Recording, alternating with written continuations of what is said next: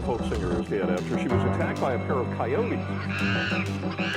What is the monkey doing? Tell me what the monkey... He hit your face off! We actually have a trainer in the water with one of our whales. If I show weakness, if I retreat, I may be hurt, I may be killed. Baby Azaria Chamberlain was taken by a dingo back in 1980. Hello there, my friends, and welcome back to Man-Eaters, the only true crime podcast on the entire disgusting, despicable internet, where all the killers are real animals, whether it's biting, scratchings, maulings, or clawings. We are here to talk about it. Happy New Year, everybody! A few weeks late. Welcome to the very first episode of 2026. Been goddamn excited to get to this.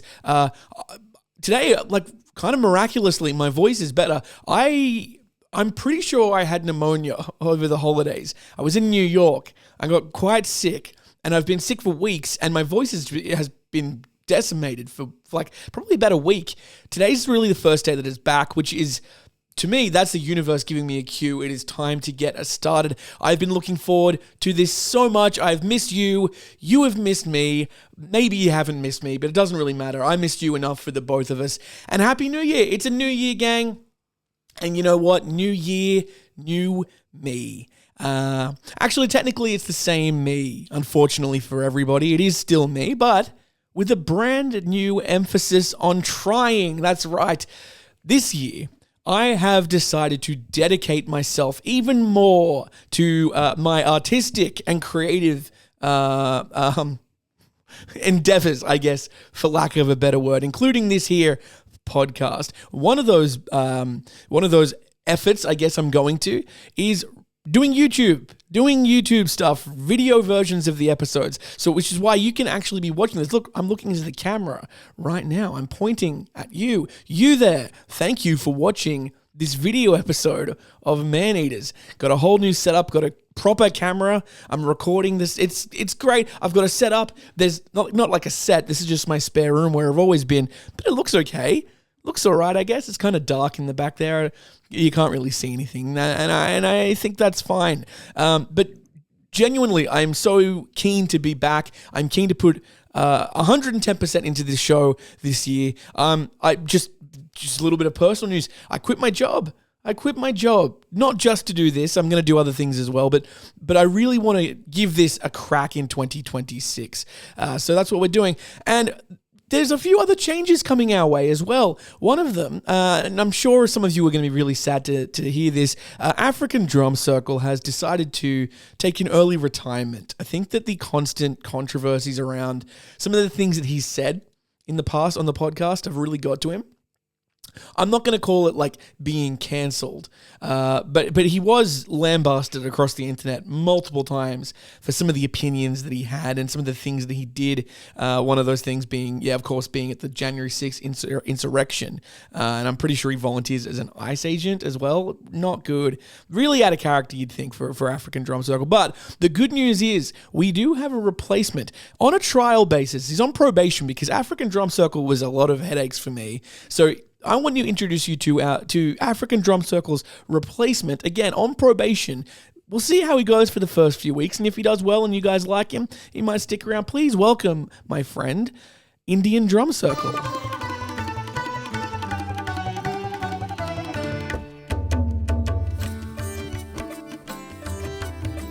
Very nice stuff there, buddy. I love it. Not a single slur, Indian Drum Circle. You're a good man. Indian Drum Circle. IDC. That's what we're calling him. IDC. Indian Drum Circle. All right, gang. Enough fucking around. Let's get into it. Now, today's story is one I'm really excited about. One of my favorite kinds of Man-Eaters episodes are the ones where we talk about an animal who I would not have expected to have killed people before, or to have killed many people. A really good example of that would be the episode I did a year or two ago about the giant anteaters in South America. I had no idea that those animals killed people. And the animal we're talking about today, as you might have told from the funny title of the episode, we're talking about walruses. Walruses, or is it? Well, it must be like cactus, right? So it's a walrus. We're talking about walrus. I don't think that's right. It's walruses.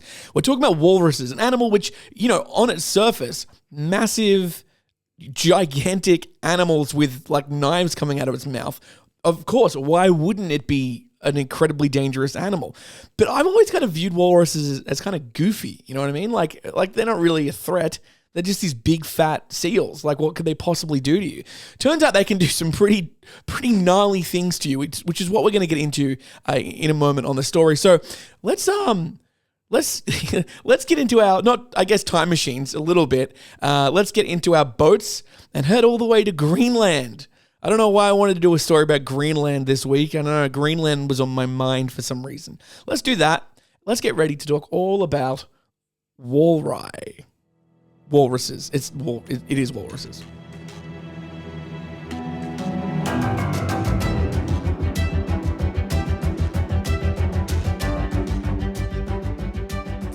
So, for most of us, we tend to think of walruses less as ferocious killers and more just like funny, fat-looking seals. But this really couldn't be further from the truth. These animals are enormous, tusked survivors from a lineage that split from the other pinnipeds around 20 to 25 million years ago, and they evolved into one of the Arctic's most specialized and misunderstood megafauna. Now, the modern walrus is scientifically known as Odobenus rosmarus, literally meaning tooth-walking seahorse, and it actually is quite an apt name. They literally use their two massive tusks to help walk themselves across the icy plains of the north. And these animals are built for the extremes. They can weigh up to 1.5 tons, and they are made up of blubber-sheathed muscle. They have sensitive whiskers packed with nerve endings to help vacuuming up clams and worms from the seafloor, and they have elongated upper canines that are tusks used for dominance displays, hauling their bodies across the ice, and when necessary, combat. Now, historically, walruses ranged across the circumpolar Arctic in vast numbers, shaping indigenous cultures from the Inuit to the Chukchi, who hunted them for meat, oil, hide, and ivory long before Europeans arrived and nearly wiped them all out during the commercial hunting booms of the 18th and 19th centuries. Today, populations of walruses have partially recovered and are found along the coasts of the Arctic Ocean and subarctic areas, from Alaska and northern Canada to Greenland, Russia, and Svalbard. But shrinking sea ice is increasingly forcing walruses into closer and closer contact with humans. And while they are generally placid, even comical animals when undisturbed, again, funny fat seals, walruses are not harmless by any means. A startled or provoked adult can move faster than you'd expect on land, and they have shockingly good agility in the water. And those tusks, sometimes over 1 meter long, are capable of impaling polar bears, smashing boats, and in rare but very real cases, killing human beings. Walrus attacks are uncommon, but when they happen, they tend to be sudden, violent, and brutally effective. Proof that even an animal best known for lounging around on the ice is still very much a wild, territorial tank with a prehistoric toolkit. For indigenous peoples of the circumpolar Arctic, the walrus has never been a novelty or a meme-worthy oddity, but a cornerstone of species, economically, culturally, and spiritually woven into the daily survival for thousands of years. Among Inuit, Yupik, Chukchi, and other Arctic coastal communities that I'm probably mispronouncing, walruses were traditionally hunted with extraordinary skill and deep ecological knowledge, providing vast quantities of calorie-dense meat, blubber that is rendered into oil, light, heat, and trade, and hides that are thick enough to be turned into boat coverings, ropes, or even armor. Now, walrus ivory, which is actually tougher and more flexible than elephant ivory, was often carved into tools, harpoon heads, needles, artwork, and ceremonial objects, embedding the animal into both the practical life and storytelling traditions of the indigenous people. Now, crucially, these relationships were governed by strict cultural protocols. Walruses were treated with respect. Hunting was often communal and regulated by elders, and waste was absolutely a taboo. Belief systems that were framed around the walrus as a powerful, sentient being that would only offer itself to hunters who behaved properly. This long coexistence also bred caution. Walruses were never romanticized as gentle giants, but they were understood as dangerous animals, entirely capable of destroying kayaks, drowning hunters, or killing people if approached carelessly or if they were wounded improperly. Now, even today, as modern firearms and motorboats replace harpoons and skin boats, many Arctic communities continue subsistence on walrus hunting under tightly managed quotas, maintaining a relationship that balances reverence, skill, risk, and necessity. One that stands out in stark contrast to the outsider myth of the walrus as a slow, harmless curiosity. And it helps explain why those who know them best have always treated them with a mix of gratitude and fear. Now, when I started digging into walrus attacks at first, I started running into a little problem with the storytelling here. The problem being that modern attacks are quite rare, they're scattered, and they're usually stripped of context. So I started by going backwards, all the way back to the beginning of the early 1900s, and that's how I ended up reading a section of 4 Years in the White North by Arctic explorer Donald B. McMillan.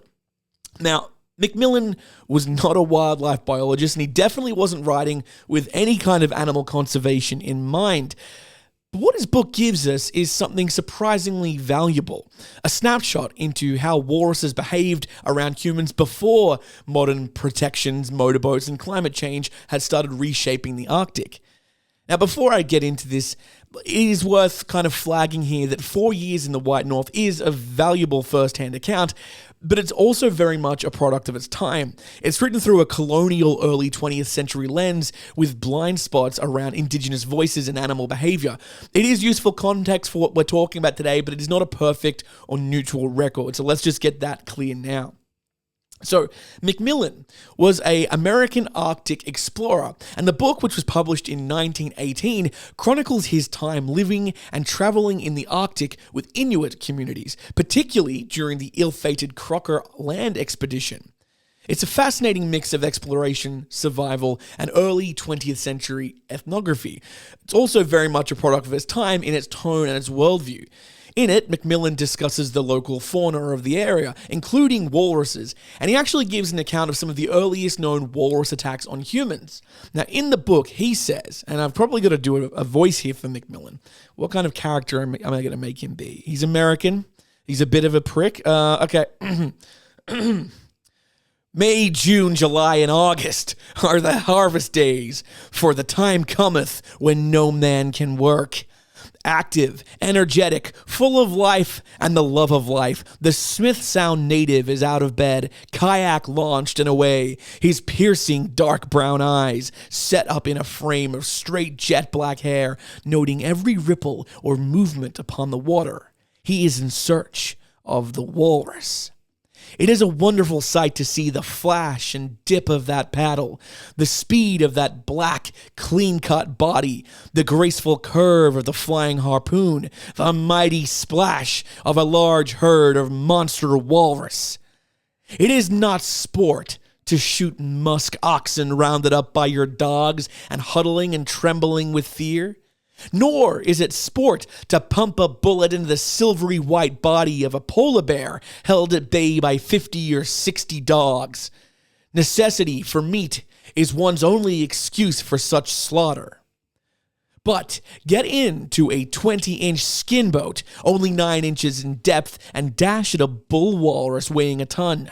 With no help from dogs or man, put your skill, your strength, your nerve against those long ivory tusks and the remarkable quickness of that ponderous body. An accurate knowledge of the temperament and the characteristics of a wild animal has saved many a hunter. Uncertainty as to action, however, is written all over a walrus, as shown by the large number of casualties incurred in the chase. In the Spitzbergen some years ago, a herd assumed the offensive. Upon being attacked, capsized the boat, killing every man. In 1908, a bull walrus attacked Sipsu, an Etah native, capsized his kayak, cut his throat, and left him for dead. In 1910, Arkleo, one of the best and most skilled hunters in the tribe, was attacked and nearly lost his life. The walrus whipped around when harpooned, rushed at Arkleo, and then drove his tusk completely through his arm. In 1908, some 50 walruses attacked our whaleboat, undeterred by the frightful yells of the thoroughly terrified natives who were beating the rails and water with oars, and the crash of a stream of bullets from my Winchester automatic and Borup's powerful Mauser. 2 of the animals succeeded in hooking their tusks over the rail. The following year, in a similar attack, one broke through the bottom of the boat. No. The fighting qualities of a walrus are truly to be respected and dealt with accordingly. Each year, our natives secured between 50 and 100 of these great brutes, the very best of rich red meat for themselves and the dogs, a guarantee of strength for the long white trail leading to unexplored lands, the main objective of our expedition. Oh, I kind of like that character. I like the power in that voice. Jesus Christ, is that what it feels like to be an American all the time? God damn, I want to fucking shoot something. That's awesome. Anyway, one thing comes through loud and clear in Macmillan's accounts, and that is that walruses' attacks weren't random and they definitely weren't predatory. Walruses definitely weren't stalking people. They only attacked when they were wounded, crowded, startled, or threatened, usually during hunts. Again and again, the danger spikes the moment a walrus is injured but not killed. A wounded walrus doesn't flee. It turns into a 1.5-ton tank with fucking spears attached to its face. The Macmillan describes walruses charging boats, punching holes clean through hulls with their tusks, and capsizing small craft outright. And that's another recurring theme, boats. Early 20th century hunters were often in skin boats or lightly built wooden vessels, and walruses had no trouble whatsoever destroying them. In many fatal encounters, the walrus didn't even need to gore someone, it just had to sink the boat and let the Arctic waters do the rest. He also makes a point of how differently walruses behave in groups. Now, a single animal might retreat, but herds of walruses, especially those with calves, well, they become aggressive fast. Once a walrus charged, the others followed. Panic spreads quickly in a herd, and when it does, the results are sudden and violent. What's especially telling is how Macmillan contrasts his own assumptions with the behavior of the indigenous hunters.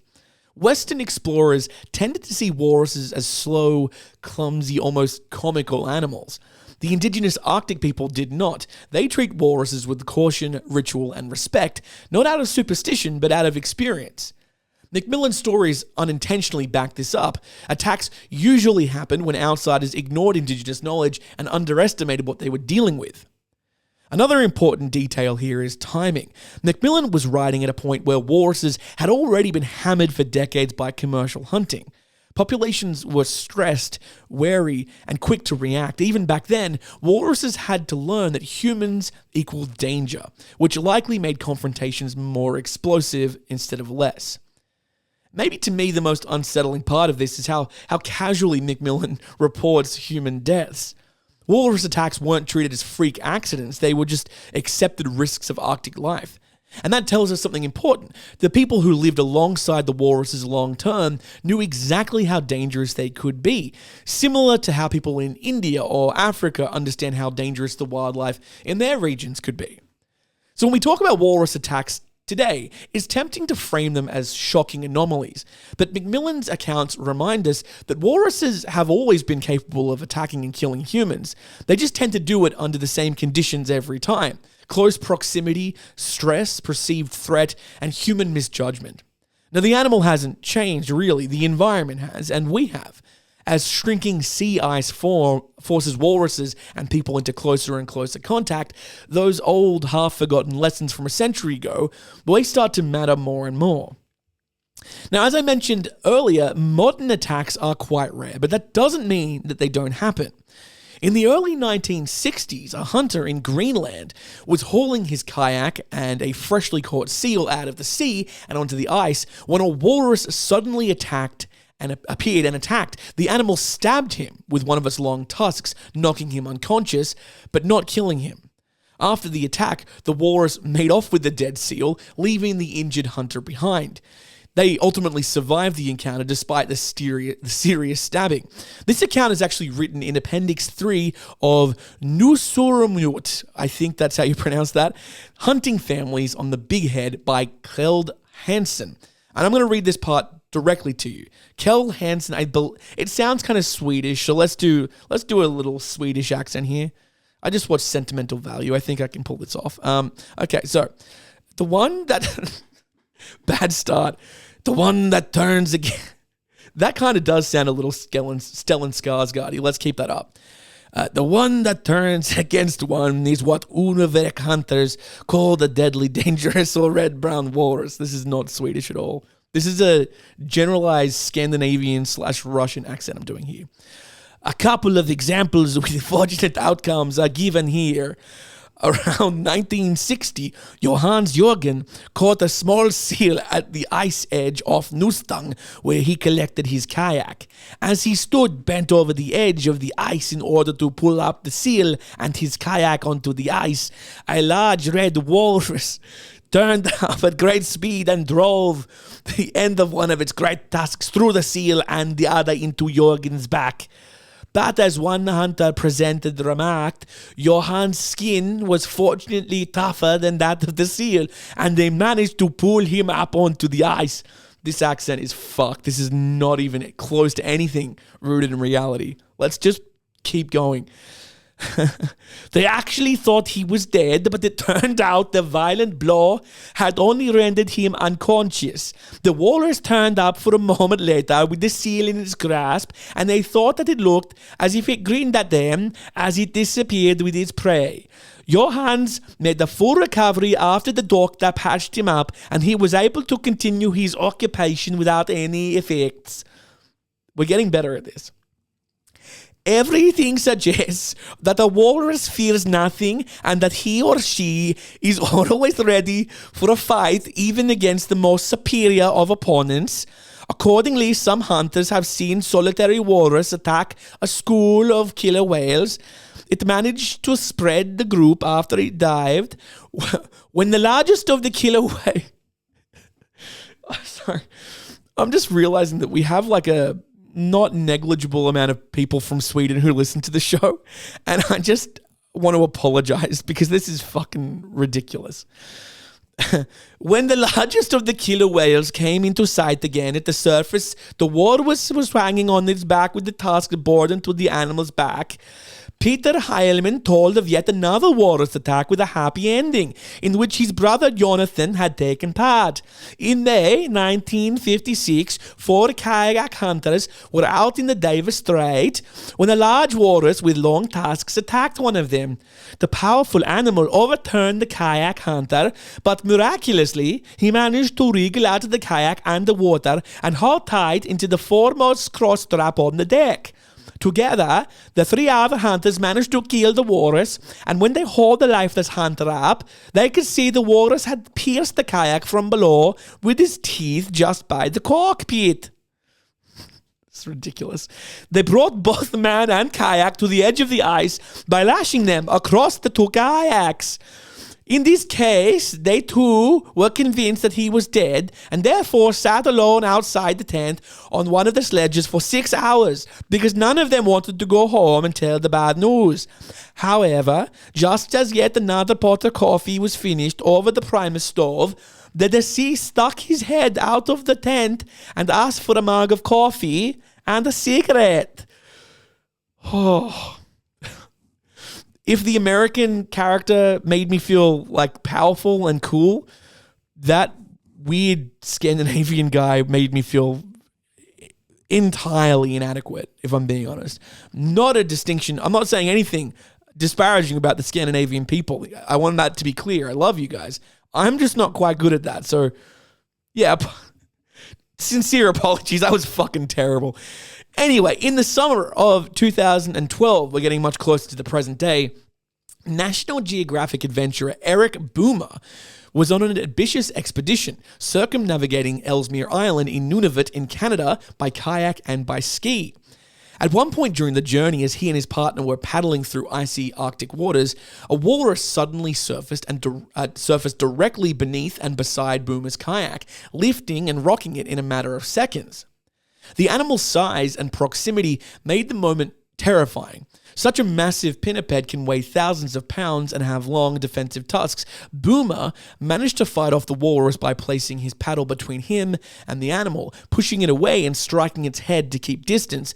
And after a brief but intense 10 to 20 seconds of confrontation, the walrus disengaged and slid back underwater. Boomer and his kayak remained intact, and he escaped without physical injury. But the episode underscored both the suddenness of which a walrus can attack and the danger that a small watercraft can face in a walrus habitat. Another serious incident occurred in 2019, this time involving the Russian Navy vessel. Thankfully, I don't have anything to quote here, so I don't have to do a Russian accent. But in September of 2019, during a scientific expedition in the Franz Josef Land archipelago in the Arctic Ocean, researchers and Russian Northern Fleet personnel were transferring from the tug Altai to the shore aboard a smaller, rigid inflatable landing craft. As the group neared Cape Heller, they encountered a female walrus defending her calves. According to the Russian Geographical Society, the animal attacked the inflatable boat, battering it until it sank under the assault. Fortunately, thanks to the quick reactions by the crew, everyone managed to get safely ashore without injury. Russian military statements confirm the aggressive encounter but downplayed the sinking, saying the team withdrew from the walrus without harm to people or animals. Now, most of the stories that we've covered so far are of walruses attacking people while in boats or in kayaks in the open water, and this is indeed when they are the most dangerous. However, there are some stories of people being attacked on foot, and one of these stories is outlined in the book Walrus Hunting in the Arctic Circle, Stories of Hunting in Franz Josef Land by H. Graham Richards. In this book, Richards recounts the following. I don't know the country of origin of H. Graham Richards. Let's go British, because I want to do a British accent today as well. In the book, Richards recounts the following. Jackson and Calloway write of two occasions where hunters standing on ice several inches thick suddenly saw a walrus smash the ice beneath their feet in order to get at them, and when they ran off for safety, follow them by swimming beneath the ice field, from time to time smashing the ice with a blow of its head at places where it hoped to find the men. Jackson even affirms that he once saw a walrus fling itself from the water onto the ice to charge at some hunters. I have never heard, however, of another instance of a walrus landing to fight. On the contrary, hunters generally agree that a walrus on the beach or on the ice is almost completely disarmed. Nor have I ever heard of an occasion where a walrus attacked a man in the water, but of their readiness to attack a boat with the fury with which they seek to sink it, I have been a witness. My least favorite of the three characters I've read today. Now, this is a very interesting part of the story. One of the most disturbing walrus attacks that I could find, it didn't occur on sea ice or during a hunt, and it didn't even happen in the Arctic. It occurred in 2016 inside a wildlife park in China, in full view of staff, cameras, and bystanders. Now, the park has a name in Chinese. I'm going to try to pronounce this. I believe it's pronounced Shishiakou Wildlife Park in Shandong Province. In this wildlife park, a captive walrus weighing well over a ton was kept in an open pool where visitors were allowed unusually close access. On the day of the incident, a tourist named Jia Lijung, I think I would pronounce it that way, Jia Lijung, don't worry, I'm not going to do any accents for this part, climbed into the enclosure, reportedly to take selfies and a video with the animal. What happened next unfolded within mere seconds. Without warning, the walrus lunged. It attacked Jia from behind and dragged him straight into the water, pulling him under with terrifying ease. There was no dramatic thrashing, it was just a raw mass of momentum. Jia is held submerged under the water and unable to break free. He ultimately drowned in the pool, held down by an animal that outweighed him by more than 1,000 kilograms. But the story actually gets worse. The Walrus's longtime trainer, a man who had worked with the animal for over a decade, dived in to try to save the man.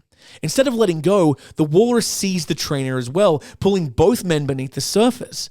Staff on the edge of the pool attempted to intervene, striking the water with poles, but they were completely powerless against the animal's size and strength and lung capacity. Within moments, both men were dead, drowned inside what was supposed to be a controlled, safe environment. Afterward, officials suggested the walrus may not have been attempting to act aggressively at all. What they believe is that it was attempting, from what it had learned, as a form of play or interaction. And that explanation is almost more horrifying than outward aggression, because it highlights the real danger here that animals don't have to even be angry or upset with you to kill you. Sometimes they're having fun, and they think they're just having a little jostle with you, and then you're dead. Now, this incident sparked international outcry, and it raised some serious questions about captive wildlife tourism, lax safety barriers, and of the fantasy that large Arctic animals can ever really be made safe through familiarity. After the 2016 walrus incident in the Chinese wildlife park, the animal itself was not killed or removed from the park, and the walrus exhibit reportedly remained open to visitors afterwards. Park staff and local media noted that the walrus, a male weighing about 1.5 tons and estimated to be over 10 years old, continued to be housed where it had been, with no official reports of it being euthanized or relocated as a result of the tragedy. Now, when you zoom out, the story of walruses and humans isn't one of monsters or malice, and it really never is when we talk about these stories. Very rarely is an animal attack out of malice. It's a story of proximity, pressure, and misunderstanding. For thousands and thousands of years, indigenous Arctic people lived alongside walruses with a clear-eyed respect for what they were. They were essential, they were dangerous, and they were not to be taken lightly. Trouble only really crept in when that respect was replaced with exploitation, curiosity, and an eventual belief that sheer size and wilderness could be managed, fenced away, or trained. From early hunting accidents to modern kayak encounters to fatal incidents in captivity, the pattern barely ever changes. Walruses become deadly when they're stressed, cornered, wounded, or treated like they're something that they're not.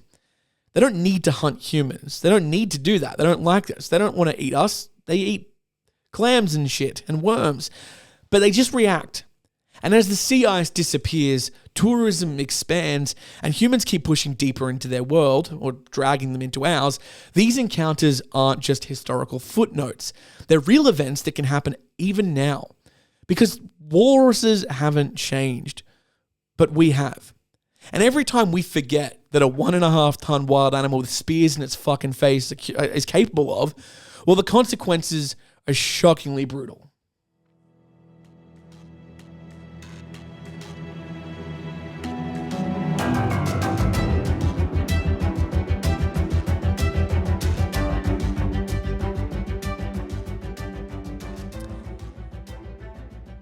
And that's it, guys. My deep dive, pardon the pun there, on walruses, an animal I genuinely did not think I was ever going to have to cover in this show.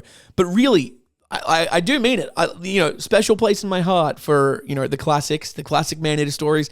Love hearing about a dude getting his face eaten by a hyena, but, I'm laughing and I'll have to tell you later why.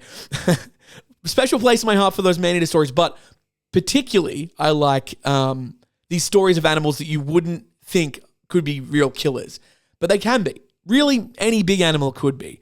We're going to take a quick break, and we're going to be back very soon with a brand new segment. So let's listen to some ads. Maybe if you hear an ad, buy the thing. It helps me out, I think. I don't know. Just be a good capitalist for once. Good Lord, go and do a wee.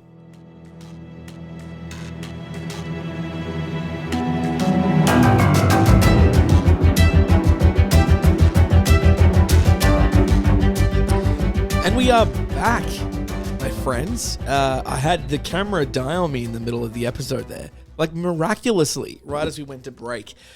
What are we doing? I'll tell you what we're doing. Brand new segment. Sorry, the camera dying really did throw me off. Brand new segment.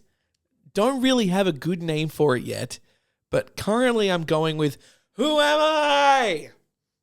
Who Am I? As the title. I don't know if you can think of something better, you let me know. But for now, Who Am I? I was pissed. That's that's what it's a game, guys. Let's just get straight to it. It's a game. I am going to be thinking of an animal. It'll always be a man-eating kind of animal or a dangerous animal. Thinking of an animal, all right? And I'm going to give you 10 hints going from brutal to easy, all right? And you have to guess what it is. So if you can guess on the first hint, that's absolutely incredible. Also borderline impossible, all right? Because it's quite broad. The closer you get to it, the more points you have. So if you guess it on the first hint, you get 10 points. If it takes you all 10 hints, you get 1 point. Points cannot be exchanged for anything. There's no prize here. It's just a fun little thing. We don't have like a little... Do we have a little sound effect? No, that's just clapping. Maybe one of you guys can create a nice little sound effect interstitial that can go at the beginning of the game. Maybe you can sample my voice going, "Who am I? Who am I?" I don't know. Maybe, or maybe we just dump this after today and we see what happens. Are you guys ready? Are you ready for the hints? Okay. Your job is to guess the animal, all right? Hint 1. This is the brutal difficulty. This animal belongs to a family that split off from cats over 20 million years ago, but the animal is not actually a cat. Okay?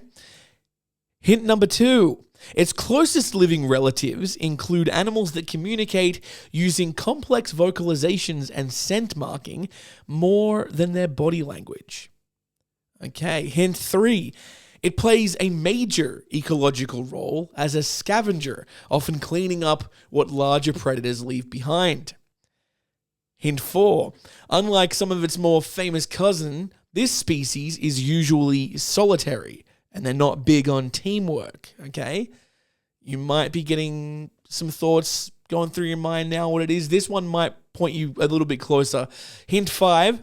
It's mostly nocturnal and has an unusually strong bite force relative to its size, capable of crushing bone, okay? For me, that's the hint that would make me sort of start guessing along the right things. Okay, hint 6, you'll find this animal North and East Africa, in the Middle East, and in parts of India. Hint 7, surely you're getting close now. In folklore, it's often associated with graveyards, superstition, and shape-shifting myths. All right. Hint 8, we're getting to the point where you should probably start getting this. It looks vaguely dog-like, but it has a sloping back, powerful forequarters, and a pretty unsettling laugh-adjacent vocalization. All right. Hint 9, most of you probably got it now. Hint 9, this species is more shaggy than its better-known relatives and has long hair that can be raised to look bigger when it is threatened. Hint 10, this is the gimme, all right? Hint 10. It's a hyena with dark stripes running down its body. And it's literally named after that. Can you guess the animal? Did you guess it? Drum roll, please.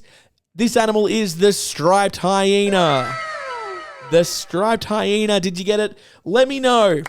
That's a clap for you if you got it. Let me know which hint you got it. You can write it in the comments on Spotify. Let me know what animal hint, which hint you guessed the correct animal. Yeah, even if you said hyena by like hint 7, I'd take it, but I specifically was looking for the striped hyena. Okay, now let's move on to a long-standing segment of the show. Well, I swear I have dementia. I'm just forgetting words left, right, and center. Moving on to a long-running segment on the show. It is, of course, our Scratch of the Day.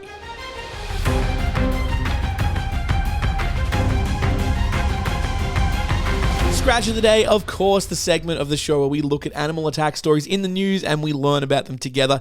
And kicking it off, quite a big story happening in Australia right now. I know that this was reported internationally a little bit, but in Australia, it is kind of like one of the 3 big news stories that we are talking about.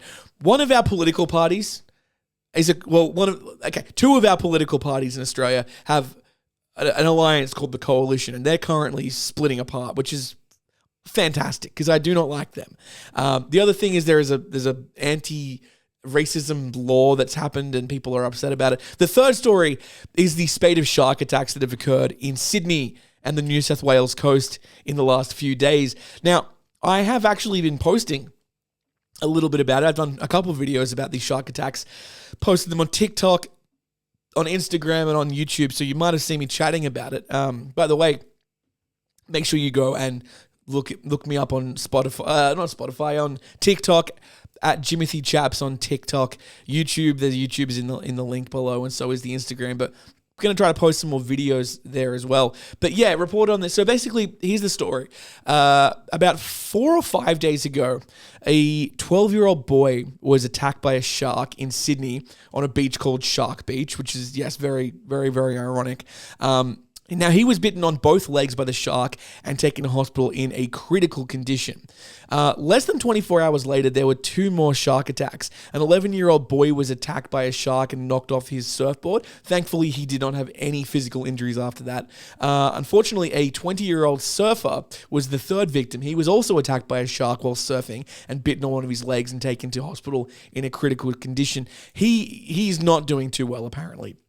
There was also a 4th shark attack on the far north coast. I believe Port Stephens, I think it was, or Port Macquarie. I think it was Port Stephens. No, Port Macquarie. Definitely Port Macquarie, sorry. So 4 shark attacks within a few days of each other. A couple of those attacks within 24 hours. Really unusual. That's kind of like the key word here, really unusual. It's strange for this to have happened. Now, the reason that experts believe this has happened is there has been a heavy downfall of rain in those areas in the last few days, like a significant amount of rain that has made the water incredibly murky and difficult to see, but it's also washed fresh water and salt water together, making it brackish. This is relevant because the type of animal that we think is causing these attacks is the bull shark. In fact, I believe that is now confirmed that a bull shark was responsible for at least one of the shark attacks that had occurred. So bull sharks are, I believe, one of, if only the only sharks that can live in fresh water and salt water. They are known for frequenting rivers and estuaries, as well as the ocean. And when there's a lot of water, a lot of rain coming down, those rivers swell, those sharks can travel between rivers, through estuaries, into the ocean. So that is one reason. They're also an incredibly aggressive species of animal as well. They're one of the big 3. The big 3 for shark attacks being the great white shark, the tiger shark, and the bull shark. Very territorial, very aggressive. Now, because the water is so murky, we also think that this is a case of, budge and bite, basically. So like they nudge the person and then they bite. It's a curiosity thing. They're not really necessarily looking for food.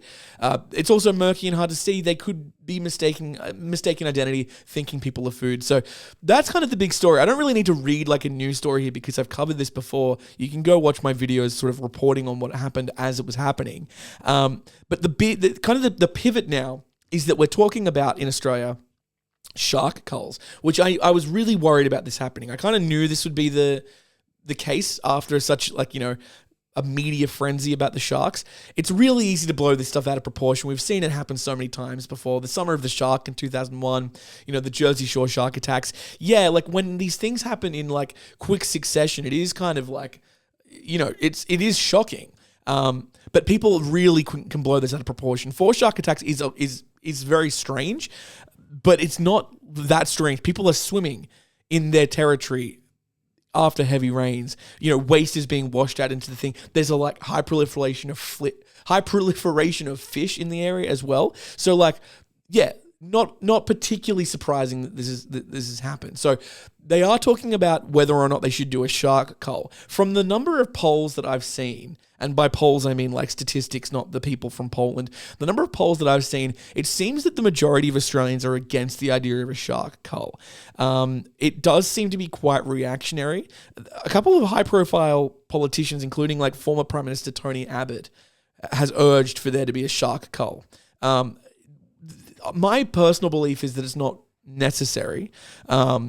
There's really no need for it. I do think it is reactionary. It's coming out of a desire to get revenge, almost. I don't think that culling the sharks is going to lead to people being more safe. Like once the conditions in the water return to normal, the likelihood of a shark attack on the beaches is phenomenally low. I don't think that by culling the sharks in the area that likelihood drops any further. It's already super low, And if you can just follow like basic safeguards for yourself, don't go surfing right at dawn or dusk. Don't piss in the water.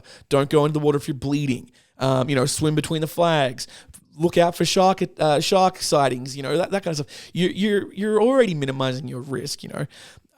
Yeah, I don't even want to do a devil's advocate thing here. I think that people are being really reactionary in calling for a shark cult. I think that the people who are calling for it really don't know what they're talking about, and it's just coming from a desire to do something, and that is understandable. When when nature attacks, when things happen in nature, there's a human desire to like take control, because that's what we do. We love to take control of things.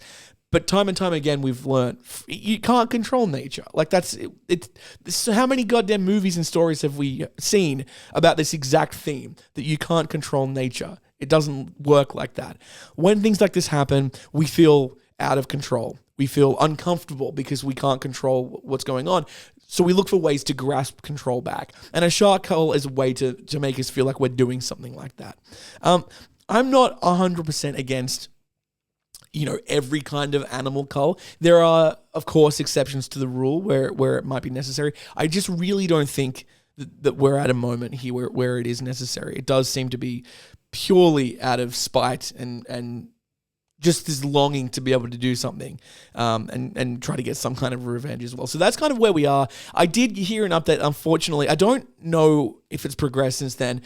I did hear an update about the first victim, the 12-year-old boy who was bitten on both of his legs and taken to the children's hospital in critical condition. I did hear that he was in a very bad state. I read somewhere that he was essentially brain dead and that the family was sort of preparing for the worst. I don't know if that has happened yet. I don't know if he's passed away. I hope not. I hope that what I read was just like a mistake. I don't know, or he could rally. But it does seem likely that this is going to become a fatal shark attack, which is not, again, like if you're arguing against shark culls, it's not going to help. But, it is what it is. So, I'm not a prayer guy. Maybe you are. And if you are, that's great. So let's just say it. Thoughts and prayers to everyone who was attacked by a shark and is still recovering. Let's just hope that they can, pull up okay. We're going to talk about a couple other attacks in Australia, including another suspected dingo attack on Gari. In the past, I've pronounced this island as Kagari, but it's not Kagari. I also just realized that this is locked behind a paywall. So let me tell you what I know while searching about the dingo attack that has occurred. So essentially, the body of a Canadian girl was found on the beach in Gari, surrounded by a bunch of dingoes. It's a suspected dingo attack. Basically the question is, did this Canadian woman drown in the beach and wash up and then was surrounded by the dingoes, or was she killed by the dingoes first? That's kind of the question. We're not really sure. I have found from AP an article we're going to read here so I can get all my facts straight. So the AP writes, authorities were trying to determine on Tuesday whether a Canadian woman found dead on an Australian beach had been killed by dingoes. The 19-year-old woman was found on a beach in Gari, formerly known as Fraser Island, on Monday. Police said her body had been interfered with by the native dogs. I think we can infer what that means. But police would not speculate on the cause of death, saying her body had been discovered 90 minutes after she went for a morning swim on the world's largest sand island off the Queensland state coast. Police were called to the beach near a shipwreck, a popular tourist attraction, at 6:35 a.m. Two men were driving an SUV along the beach when they saw around 10 dingoes near the body. Police Inspector Paul Algie said, quote, "It was obviously a very traumatic and horrific scene for them to uncover," Algie told reporters. "I can confirm there were markings on her body consistent with having been touched and interfered with by the dingoes," he added.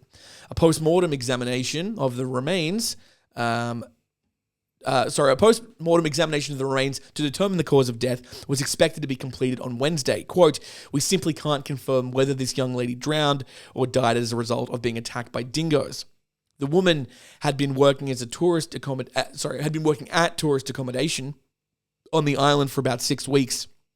3 years ago, a pack of dingoes mauled a 23-year-old jogger in an attack police said was almost fatal. The dogs had driven the woman into the surf before a tourist came to her rescue, beating off the attackers. Police said the man had saved her life.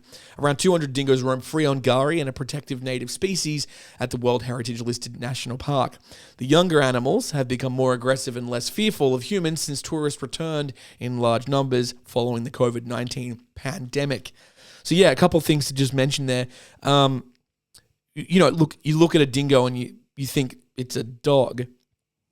I believe the traditional consensus here was that dingoes were,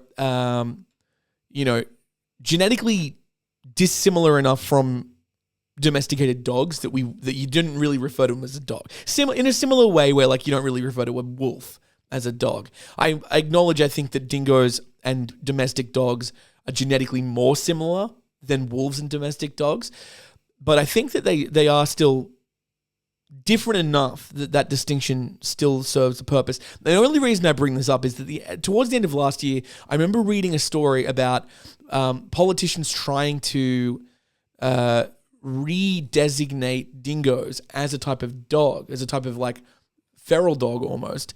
The reason being is that it makes it easier for you to cull them. If they are a form of dog, they can be considered a nuisance or a pest, and it's easier for them to then be shot and killed and hunted, which is unfortunate because they are like, I don't think, they are endangered, I believe, but they are a protected native species. There's not a lot of them, and they do play a major ecological role, particularly in mainland Australia as well. They are like one of the only animals that keeps the kangaroo population in check, which stops the kangaroos from decimating the grasslands. They also eat all the rats and rabbits and stuff like that as well. So no, dingoes are definitely necessary. But getting back to the story, so yeah, this 19-year-old girl found dead in Gari. We don't have a conclusive yes or no on her cause of death. If I was a betting man, I would say I think she probably drowned, was washed ashore, and then the dingoes. It sounds like they started gnawing at her. That's kind of what it sounded like. I believe it seems like people got there before feeding started. I think so. So yeah, Gari is probably the hotspot for dingo attacks in the world, obviously, and in Australia. I mean, that makes sense. So stuff like this does happen, and they happen with an increasing frequency. But if this is a fatal dingo attack, that would be the first one in a few years, which is very sad. It's very sad, anytime a tourist or a foreigner is killed here, because it just, it gives us a bad name. We already have a bad reputation as like the country where every animal wants to kill you. I've made my feelings on that, fallacy pretty clear in the past. So I don't particularly enjoy when things kind of compound that. All right, final animal attack story we're going to talk about. Again, in Australia, all three stories in Australia today. A man in his 20s was attacked by a crocodile near Ingham in northern Queensland. So basically, a man has been rushed to hospital after being attacked by a crocodile in North Queensland. Emergency services were called to Ingham Forest Beach Road at Victoria Plantation in the Shire of Hinchinbrook before 9 a.m. over reports of an animal-related incident. A Queensland Ambulance Service spokesperson said the man in his 20s suffered a puncture wound to his back, legs, and one of his hands. It is now understood that he was taken to Ingham Hospital in a stable condition and is now being transferred to Townsville University Hospital. No one else was injured. Queensland Department of Environment, Tourism, Science and Innovation is the agency responsible for crocodile management and is now understood to be investigating the incident. Palm Creek, which runs near Ingham Forest Beach Road, is known by locals to be crocodile country. Hinchinbrook Shire Council Mayor Ramon Ejeo said Palm Creek was regarded as crocodile country. He said the attack was concerning. Quote, "I would like to commend the quick-thinking actions of community members and frontline responders who assisted the injured man," he said. We have even seen a 6-foot crocodile walking around Lucinda after making a home in a local stormwater drain as recently as Sunday. The attack comes amid a push from Queensland government for more removals of the reptile in the state's north. The plans include active crocodile removal at Taito Wetlands in Ingham Centre and for the area to be proactively patrolled by Queensland Parks and Wildlife Rangers. Mr. J.O. said he supported the legislation but warned against complacency. At the end of the day, we need to be aware that we're in croc country, he said. The bottom line is stay out of the water and stay away from the water's edge. I think that's a really good message for the mayor. Like, I mean, that makes sense. You got to remember where you are. Like, don't live... This might sound naive, but right. Don't live in crocodile country if you don't want to see crocodiles, you know? Or don't be surprised when you get attacked by a crocodile if you go for a swim in the water where you know that the crocodiles live. I'm not saying that that's what this guy was doing. I actually don't know what he was doing at the time of the attack. But it's like, you know, Bob Catter. He's this Australian politician. I used to have him on my soundboard because he was the one who would do the, let 1,000 blossoms bloom as far as I'm concerned. But I ain't spending any time on it because every month and a half a Queenslander is ripped apart by a crocodile. This is kind of what he's talking about there. He's pissed off again, by the way. He wants his crocodiles taken care of. You know, I'm generally against animal culls, and I don't think this is another case where we need to have one. But I'm glad that the guy seems like he's going to survive it. Just a reminder, this whole episode is just a reminder to be like, hey man, we're not the only ones living here. We are not the only species living on this planet. In Australia, we live with sharks on our beaches. We live with crocodiles in the rivers up north, okay? And if you're on Gari or in the outback, you live near dingoes. You need to accept that. You have to just deal with that fact. It's the same with with the walruses. You live with walruses. They can attack you. You have to be careful. You have to know what you're doing. Same anywhere else in the world. I think we in quote unquote the developed nations, Australia, the US, a lot of Europe, really we get a little bit too big for our boots. We think we're special, and we're not. Europe, I guess, not so much. I mean, they do have bears in Europe, but North America and Australia, we have fucking predators. We have crazy dangerous animals here. Don't get complacent. Just because you live in a city, it doesn't mean that the rest of the country does. And we're not the only people living in these countries. Or we are the only people living in the countries. We're not the only animals living here. There's a bunch of animals who were here way before we were here. And frankly, they're going to be here long after we're gone as well, unless we fucking kill them all. So yeah, that is our scratch of the day. Sorry for that weird little tangent there. So gang, that is the end of our episode. Really quickly want to give a shout out to everyone on Patreon who is supporting me. Like I said sort of at the outset, my employment situation has changed. I've kind of quit my main job to focus more on stuff like this. So anything you can do to support the show will be much, much appreciated. So head over to Maneaters, patreon.com/Maneaters and support the show. If 50 people gave $5 a month, I'd be set. Or if one person gave me $10 million once, I'd also be set. And honestly, I'm happy with either one of those. I have a slight preference towards the $10 million one because I think it's more. But you know what? Anything you can do would be great. Go follow us on all the social media channels. YouTube, of course, this video, will be on YouTube, so you can go watch it there. Instagram, TikTok, Jimothy Chaps, go there. Instagram, Jimothy Chaps at Maneaters, all that good stuff, all that social media bullshit you can do. And yeah, let me know if you enjoyed the new segment. Who am I? Maybe you can make a little interstitial. I don't know if anyone's good at that. Let me know if you got the animal. And that's the reason I laughed before, by the way, because I stupidly gave an example of an animal I like as a hyena. It was on my brain because I was looking at the word hyena in my script. So that's what that was. Great to be back in 2026, gang. I love your faces. And please, for the love of Christ, stay safe out there, gang. Because as we've learned, it's a jungle out there. Hooroo.